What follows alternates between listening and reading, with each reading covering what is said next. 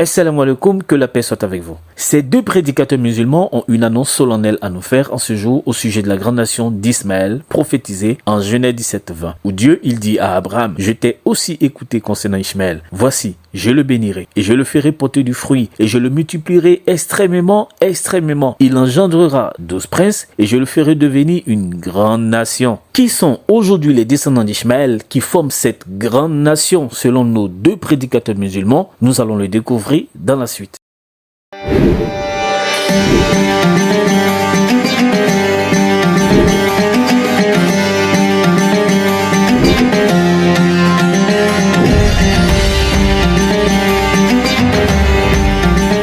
Alors, pour rappel, lorsqu'on mentionne Genèse 17, le verset 20, nous sommes en face de l'un des versets falsifiés par les Juifs et les chrétiens.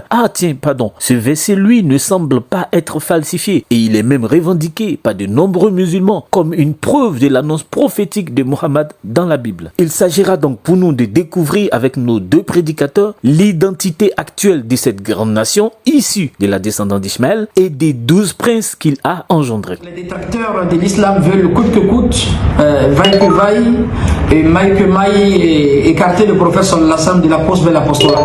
C'est-à-dire faire tout pour camoufler, bien escamoter la vérité, alors que les faits sont là.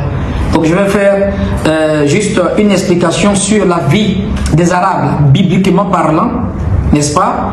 Et dans les hadiths, vous allez voir la qualité des Arabes. C'est ce qui montre que le prophète qui venait, à qui Dieu va lui donner en fait la mission universelle et éternelle, est un Arabe. Donc ils ont une qualité qui est citée dans la Bible, qui est citée aussi dans les hadiths. Genèse 25, verset 20. Parlant d'Ismaël, Dieu fut avec l'enfant qui grandit, habita dans le désert. Donc Ismaël a habité dans le désert. Et il devient tireur d'arc. Il devient quoi?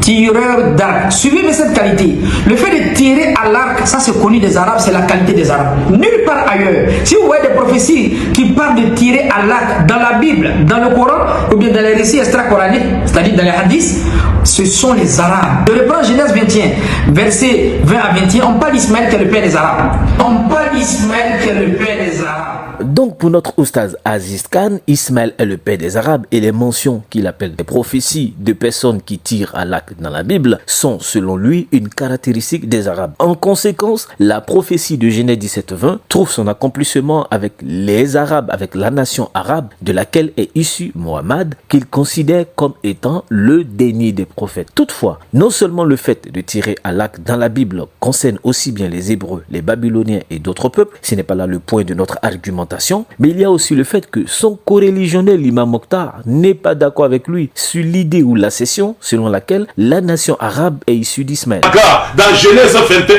verset 13, dans le désert de Paran, qui est l'actuelle Arabie Saoudite, Jésus dit deviendra la principale de l'angle. Et c'est cette fille qui était appelée nation dans Genèse 17, verset 20. Je crois qu'Ismaël, c'est lui qui constitue le peuple arabe. Alhamdulillah, c'est une très belle question. Et nous ne sommes pas ici pour défendre les musulmans. Nous sommes ici pour défendre la doctrine d'Allah qui est vraie, ou la sunna du prophète Mohammed sallallahu alayhi wa sallam. Et rentrant maintenant parler, n'est-ce pas, des Arabes, de la nation, Ismaël n'est pas le père fondateur des Arabes. Ismaël lui-même n'est pas un Arabe. Ismaël n'est pas le père fondateur des Arabes. Ismaël lui-même n'est pas un Arabe. Je reprends Genèse 21, verset 20 à 21, on parle d'Ismaël qui est le père des Arabes. Ismaël n'est pas le père fondateur des Arabes. Ismaël lui-même n'est pas un Arabe. Et écoutez bien, parce qu'il y a trois sortes d'Arabes. Il y a les Arabes disparus. Allah les a cités dans le Coran, les peuples de Samoud, les peuples de Had, Allah les a envoyés les prophètes et ils tuaient les prophètes. Allah les a effacés à la surface de la terre. Deuxième type des Arabes, ce sont les Arabes purs. Ils viennent du Yémen. Les Yéménites, les Arabes purs viennent du Yémen. On les appelle les Qatanites de Jérôme ou encore les Jéromites. Vous comprenez un peu. Et maintenant, il y a les Arabes mélangés. Et Ismaël est là. Parce les Arabes mélangés. Où les trouve-t-on? Oui, c'est ce que je suis en train de parler, c'est l'Arabie Saoudite. Là, vous voyez l'Arabie Saoudite. Ce ne sont pas les Arabes purs, ce sont les Arabes mélangés. Alors, pour l'imam Mokhtar, Ismaël n'est pas le père des Arabes, mais seulement de ceux qui, parmi eux, sont des mélangés ou encore des Arabes arabisés. Et ceux-ci se trouvent en Arabie Saoudite, il a dit clairement. Mais lorsque le journaliste va rebondir sur ce point et lui demander si les Saoudiens sont la nation d'Ismaël, l'imam coincé va retourner sa veste et il va faire une fuite en avant. Donc, les Arabes sont venus du Yémen, se mélanger avec Ismaël et sa mère, et il a pris une épouse parmi, n'est-ce pas, les Arabes, et c'est là qu'il a fondé, n'est-ce pas, cette nation. À laquelle C'est-à-dire, le il s'est royaume de arabisé Dieu, quoi? à Donc, laquelle Ismaël, le royaume de Dieu est à donné. laquelle le royaume de Dieu, c'est une nation. L'Arabie Saoudite, c'est une nation. Ce n'était pas l'Arabie Saoudite. Ce n'était pas l'Arabie Saoudite. L'Arabie Saoudite n'était pas C'est encore vous là. qui êtes là pour expliquer. Non, l'Arabie Saoudite n'était pas Nous encore sommes là. Nous sommes en train de parler. présentement, Oui. c'est quelle nation?